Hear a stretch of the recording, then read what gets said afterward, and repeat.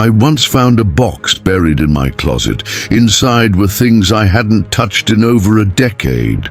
Old gadgets, worn-out clothes, even paperwork from a job I left years ago. And yet, I couldn't let go. What if I need this someday? That one thought had been running my life without me even realizing it. But here's what no one tells you. Clutter isn't just stuff. It's a mental anchor quietly weighing you down. The good news, letting go isn't as hard as it seems. Once you shift how you see it. Stick around, because in just a few minutes, you'll learn 16 simple ways to finally break free without regret. Have you ever walked into a room and felt instantly overwhelmed? Not because of what's happening, but because of what's sitting there. Stacks of papers, old clothes, forgotten boxes. They don't just take up space, they take up energy. Clutter isn't harmless. It affects your mental clarity, increases stress, and even poses a physical risk. Tripping hazards, dust accumulation, difficulty finding important things, it all adds up. And yet, so many of us hold on to things we don't need. Why? Guilt, fear, sentiment. You might think, but this belonged to someone I love, or I spent good money on this, or the classic, I might need it someday. But here's the truth. Clutter doesn't just fill your home, it fills your mind. And it makes daily life harder than it needs to be. But what if letting go wasn't about losing something, but gaining something? More space, more peace, more freedom. And here's what most people don't realize. Letting go of things doesn't mean letting go of memories. It means making space for what truly matters. And the first step? It's simpler than you think. Before we get into the 16 ways to break free, do me a quick favor. If this is already resonating, hit that like button. It helps this video reach others who need it. And if you haven't yet, subscribe to Better Aging Advice for Elderly, so you never miss a tip that makes life easier. Now let's talk about a small mindset shift that makes letting go so much easier. Let's get honest. How many things do you own that you thought would be useful, but never actually used? That extra set of dishes for special occasions that never come. The exercise machine gathering dust in the corner. The drawers full of old cords that don't even fit modern devices. We don't hold on to clutter because we need it. We hold on to it because we might need it. There's a powerful shift that makes decluttering easier. Stop asking, could this be useful? And start asking, do I actually use this? Almost anything could be useful under the right circumstances. But if you haven't touched it in years, it's not serving you. It's just taking up space. And the more space your clutter takes, the less space you have for what truly matters. Here's a hard truth. 90% of just-in-case items are never used. We keep things out of fear of wasting money, fear of regretting the decision, fear of needing something down the road. But in reality, most of these items sit untouched for years. And if that someday ever comes, it's often easier and cheaper to replace the item than to live with years of clutter.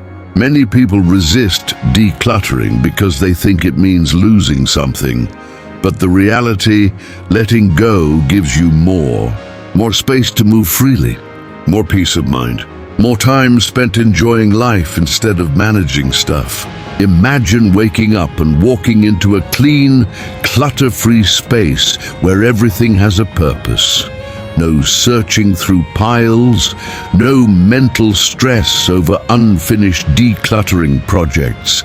That's the freedom of owning less. but only what truly adds value to your life. And if you're worried about letting go of sentimental things, wait until you hear tip number 4. It's a total game changer. But first, let's dive into 16 powerful ways to finally break free from clutter without regret. Now let's talk about the first step to decluttering without feeling overwhelmed. Section 1. Practical strategies. Decluttering isn't just about tidying up.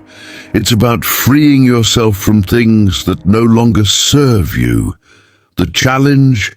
Many of us hold on to items not because we need them, but because of habit, fear, or sentiment. The good news is that letting go becomes so much easier when you follow clear, simple strategies that remove the emotional weight from decision-making. These first 4 tips will help you break free from clutter without regret. Let's start with one of the simplest and most effective decluttering rules. Tip 1, the 1-year rule. How many times have you picked up something and thought, I might use this eventually? The problem is, eventually almost never comes. The 1-year rule is simple. If you haven't used it in the last 12 months, let it go. This rule works especially well for things like clothes you think you'll wear again, kitchen gadgets that seemed useful but never left the drawer, books you swore you'd read but never did, craft supplies, office materials, or hobby items from a phase you moved on from. Why does this work? Because life has already shown you that you don't need it. If you did, you would have used it by now. And if a full year has passed without you reaching for it, chances are another year will go by with the same result. How to use this rule? Walk through your home, pick up an item, and ask yourself, have I actually used this in the past year? If not, set it aside for donation, recycling, or disposal. Be honest. What's one thing in your house that you know you haven't used in over a year, but still have trouble letting go of? Drop it in the comments. Tip 2, the 2020 rule. One of the biggest fears people have when decluttering is, what if I need this later? But let's be real, most just-in-case items are never needed again. The 2020 rule helps eliminate unnecessary clutter. If it costs less than $20 and takes less than 20 minutes to replace, let it go. Think about it. How many times have you kept something random thinking it might be useful someday? Extra measuring cups, stacks of plastic containers, that old hairdryer that sort of works. But if you truly needed it again, replacing it would be simple. This rule forces you to recognize that clutter is costing you more than the item is worth. It's taking up space, creating stress, and making your home harder to manage. How to use this rule? Next time you hesitate to get rid of something, ask yourself, if I needed this later, could I replace it for under $20 in less than 20 minutes? If yes, let it go. What's the most ridiculous just-in-case item you've been holding onto for years? A VHS tape? A broken remote?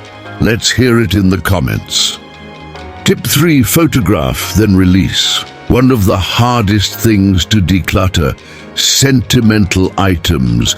These things hold memories of loved ones, milestones, and important life moments. But here's a powerful truth. The memories aren't in the object. They're in you. Instead of keeping every sentimental item, try this. Take a photo, then let it go. A photograph lets you preserve the memory without the physical clutter. Whether it's an old letter, a childhood trophy, or a piece of furniture passed down through generations, capturing it in a photo allows you to revisit it without sacrificing space. This works especially well for old birthday cards and letters, children's artwork or school projects, trophies, certificates, and old awards, souvenirs from trips you took years ago. And here's the best part. You'll probably look at the digital photo more often than you ever looked at the actual item. How to use this rule? Gather sentimental items that take up space. Take a high-quality photo of them. Store the image in a digital folder labeled Memories. Then donate, gift, or repurpose the item. What's one sentimental item you've been holding on to for years? Could you let it go if you had a photo of it? Let's talk about it in the comments. Tip 4. Gift it with purpose. Many seniors hold on to heirlooms and sentimental pieces with the idea of passing them down someday. But what if you did it now, while you can enjoy seeing them appreciated? Instead of keeping things stored away for years, gift meaningful items to family and friends today. Imagine the joy of seeing your granddaughter wear your favorite old necklace, or your son using a set of dishes from his childhood. Instead of letting these items collect dust, they could be loved and used by the people you care about. Giving things away now allows you to see loved ones, enjoy them, share the stories and history behind the items. Make sure your treasured possessions go to the right people. It's a win-win. You free up space while your loved ones get to enjoy something meaningful. How to use this rule? Look at the heirlooms and sentimental items in your home. Ask yourself, who would appreciate this right now? Then pass it on with love. If you had to pass down one special item today, what would it be? And who would you give it to? Tell me in the comments. Most people think that getting rid of things means losing something. But in reality, it gives you so much more. More space to move freely, more peace of mind, more time spent enjoying life instead of managing stuff. Imagine waking up and walking into a clean, clutter-free home where everything has a purpose. No searching through piles, no mental stress over unfinished decluttering projects. That's the freedom of owning less, but only what truly adds value to your life. Up next, we're diving into emotional decluttering strategies, including how to let go of things that come with guilt. Stay with me. Section 2. Emotional strategies. Decluttering isn't just about getting rid of things. It's about letting go of emotional baggage. The hardest clutter to part with isn't the extra Tupperware or the clothes that don't fit. It's the gifts from loved ones, the heirlooms, the things we feel obligated to keep. But here's the truth. Your home should bring you peace, not guilt. Holding on to things out of fear, regret, or sentimentality only adds stress to your life. These next 4 tips will help you break free from emotional clutter without guilt, without hesitation, and without looking back. Tip 5. Reframe the guilt. Have you ever held on to something just because it was a gift? Maybe it's an old sweater you never wear, a decorative item that doesn't match your home, or something expensive you feel bad about not using. But here's something most people don't realize. Keeping something out of guilt doesn't honor the person who gave it to you. A gift was given to bring you joy, not to become a burden. If it's collecting dust in a closet and making you feel bad every time you see it, it's not serving its purpose. Instead of keeping it out of obligation, ask yourself, would this person want me to feel guilty for not using this? Would they prefer I keep it locked away or that someone else actually enjoy it? If the answer is obvious, then it's time to let it go with gratitude. Thank the item for the role it played in your life and release it to someone who will truly use it. How to use this rule. Walk through your home and gather items you're keeping only because of guilt. Imagine the giver's true intention. Was it to weigh you down or to make you happy? If it's not bringing you joy, let it go. Be honest. What's one thing you've kept just because it was a gift? Let's talk about it in the comments. Tip 6. Ask, does this add value today? Many people keep things because they were once valuable in the past or might be valuable in the future. But the only thing that really matters is right now. Every item in your home should pass this test. Does this add value to my life today? Not 10 years ago, not maybe one day, today. Holding on to things just because they were once useful clutters your present with your past. You deserve a home filled with things that serve your life now, not things you're clinging to out of habit. How to use this rule. Pick up an item and ask yourself, do I use this, need this, or love this today? If not, it's time to let it go. What's one thing you're keeping just because it used to be useful? Be honest, drop it in the comments. Tip 7, the 3-second gut check. Here's a simple trick to stop overthinking decluttering decisions. If you have to debate it for more than 3 seconds, you don't need it. Your gut knows. The moment you pick something up, your brain already has an answer. The problem, we start rationalizing, making excuses and letting emotions take over. If you catch yourself saying, well, maybe I'll use it someday. It was expensive, so I should probably keep it. I don't really love it, but getting rid of it feels wasteful. That's a clear sign that the item isn't truly valuable to you anymore. The truth is, if something were really important, you wouldn't need more than a second to decide. How to use this rule. The next time you pick up an item and hesitate, count to 3. If you're still unsure, that means you don't need it. Let it go. Try this right now. Pick up a random item near you, count to 3. Did you immediately know whether to keep or toss it? Let me know in the comments. Tip 8, the do I love it test. This tip comes from a simple but powerful philosophy. If something doesn't spark joy or serve a purpose, let it go. Ask yourself, do I truly love this item? Do I use this item often? Would I buy this again today if I didn't already own it? If the answer is no, that means it's not adding value to your life. It's just taking up space. Many people keep things because they used to love them, but that doesn't mean you have to hold on to them forever. If an item has served its purpose, it's okay to say goodbye. How to use this rule.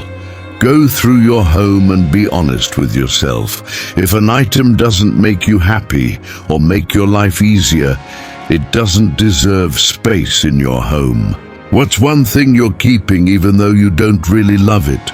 Shoes? A kitchen gadget? Something you bought on sale but never used? Share in the comments. No more guilt from keeping things you don't truly want. No more stress from holding on to things just in case. No more wasted space on stuff that doesn't serve you. Imagine how freeing that would feel. Walking into a home where every item has a purpose, where you're surrounded by things that make you happy today. Up next, we're diving into smart downsizing strategies, including one that will help you instantly clear out a room in just 10 minutes. Stay with me. Because tip to record 12, it's a total game changer. Section 3, step-by-step techniques. Now that you've shifted your mindset about clutter, it's time to take action. The biggest mistake people make when decluttering: trying to do everything at once. It feels overwhelming, so they quit before making real progress. But here's the secret. Small, consistent steps lead to big results. These 4 step-by-step techniques will help you declutter without stress, without burnout, and without second-guessing every decision. Let's get started. Tip 9. Declutter one small area first. Ever thought about decluttering an entire room only to get overwhelmed and give up before even starting? That's because big projects feel impossible. But when you break it down into small, manageable tasks, suddenly it's doable. Start with one small area, a single drawer, a shelf, or even just your nightstand. Why this works? You'll see instant progress, which boosts motivation. It's easier to stay focused when working on a small space. You won't get exhausted or discouraged before finishing. How to use this rule? 1. Pick the easiest, most cluttered spot in your home. 2. Set a timer for 10 minutes. 3. Remove everything, then put back only what you truly need or love. 4. Donate or discard the rest. What's the first small area you're going to tackle? A junk drawer? A closet shelf? Let me know in the comments. Tip 10. Use the box method. One of the hardest parts of decluttering is making decisions on the spot. What if I need this later? What if I regret giving this away? That's where the box method comes in. This technique lets you declutter without fear because you're giving yourself time to decide. How it works: 1. Find a box or bag and put in everything you're unsure about. 2. Label it with today's date. 3. Store it out of sight for 6 months. 4. If you never open the box during that time, donate it, because you clearly didn't need those items. Why this works? It removes the pressure of making instant decisions. It proves to you that most of your maybe items are never actually used. It helps you let go without regret. What's one thing you'd put in your maybe box today? Let's hear it in the comments. Tip 11. Set a letting go timer. Many people avoid decluttering because they think it takes hours to make progress. But here's the truth. Even 10 minutes a day can transform your home. The rule: set a timer for just 10 minutes each day and focus on clearing clutter. Why this works? It removes the excuse of "I don't have time." It turns decluttering into a daily habit. It builds momentum. Small wins add up fast. How to use this rule? 1. Set a timer for 10 minutes. 2. Pick one area to work on: a drawer, a shelf, a small table. 3. Remove or organize as much as you can before the timer goes off. 4. Stop when the timer rings. You're done for the day. If you feel motivated, keep going. But the goal is progress, not perfection. Try this today. Set a 10-minute timer, declutter something, and tell me how much you got done in the comments. Tip 12. The 5-item challenge. Decluttering doesn't have to be complicated. In fact, one of the simplest methods is also one of the most effective. The 5-item challenge. Each day, find 5 things to donate, recycle, or throw away. Why this works? It makes decluttering feel effortless. It helps you build momentum over time. It forces you to make decisions without overthinking. How to use this rule? 1. Walk around your home with a donation bag. 2. Look for just 5 things you no longer use, need, or love. 3. Put them in the bag, no second guessing. 4. Repeat daily. By the end of the month, You'll have removed 150 unnecessary items from your home without stress or overwhelm. I challenge you right now, find 5 things you no longer need. What did you pick? Drop it in the comments. The key to success: small, consistent actions. Decluttering doesn't have to be all or nothing. You don't have to get rid of everything overnight. You just need to start. One drawer, one decision, one day at a time. Imagine waking up tomorrow to a little less clutter, a little more space, and a whole lot more peace of mind. Up next, we're covering how to make decluttering stick so you never have to do a massive clean out again. And tip 14, it's the key to keeping your home clutter-free for good. Section 4. Long-term habits for a clutter-free life. Decluttering isn't just about getting rid of things once. It's about keeping your home peaceful, organized, and stress-free for life. But here's the problem. Clutter creeps back in. You clear out a closet, and a few months later it's full again. You donate boxes of stuff, but somehow the house still feels crowded. That's because decluttering isn't a one-time event. It's a mindset shift. The key: building daily habits that stop clutter before it starts. These 4 long-term strategies will help you maintain a clutter-free home without stress, regret, or second-guessing. Tip 13. Adopt a one-in, one-out rule. Clutter builds up because we keep bringing things in without letting anything go. The rule: for every new item that enters your home, remove one old item. Why this works? It prevents clutter from building up again. It forces you to be intentional about what you bring into your space. It makes decluttering an ongoing habit instead of a massive, overwhelming task. How to use this rule: buying new clothes? Donate something from your closet. Getting a new kitchen gadget? Remove one you never use. Receiving a gift? Pass along something you don't need. This simple habit keeps your home balanced. You gain something, but you also let go. What's the last thing you bought? And what's one thing you could remove right now? Drop it in the comments. Tip 14. Create a memory box. One of the hardest parts of decluttering: letting go of sentimental items. You don't want to lose the memories. You don't want to feel like you're erasing the past. Here's the solution: a memory box.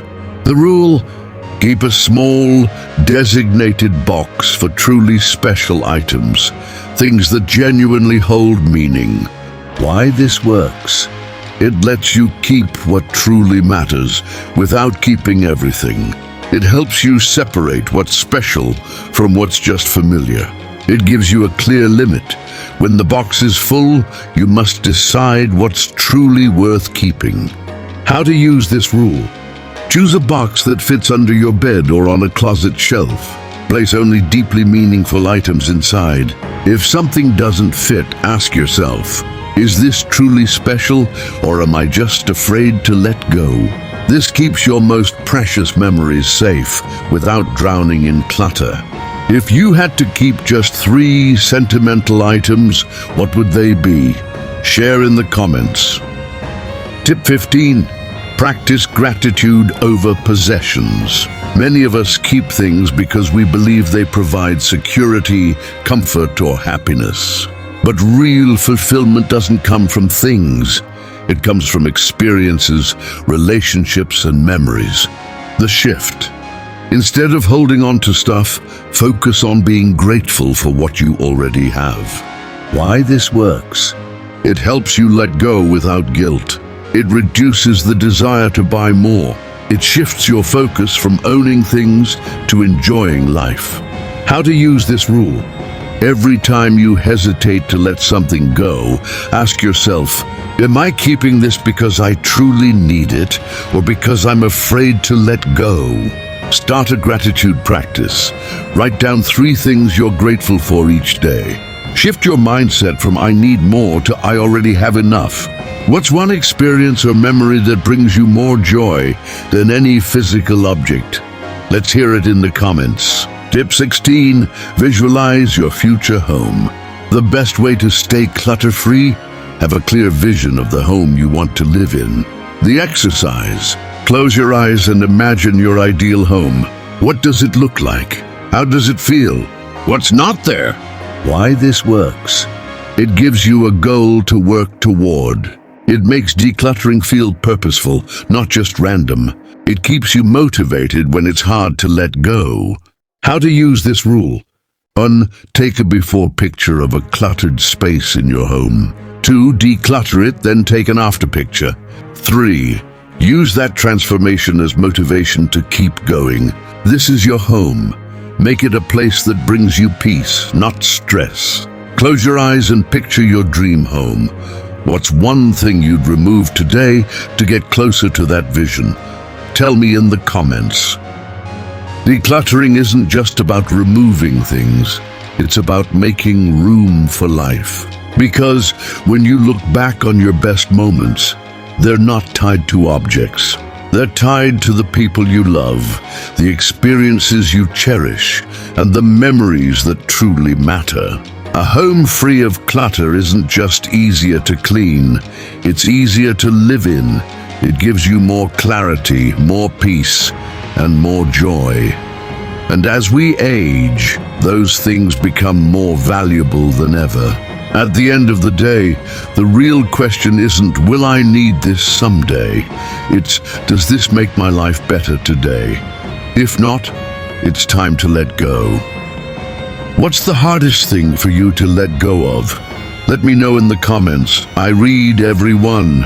And if you found this helpful, don't forget to subscribe. Next time, we're diving into the surprising benefits of minimalism for seniors. It's a must-watch.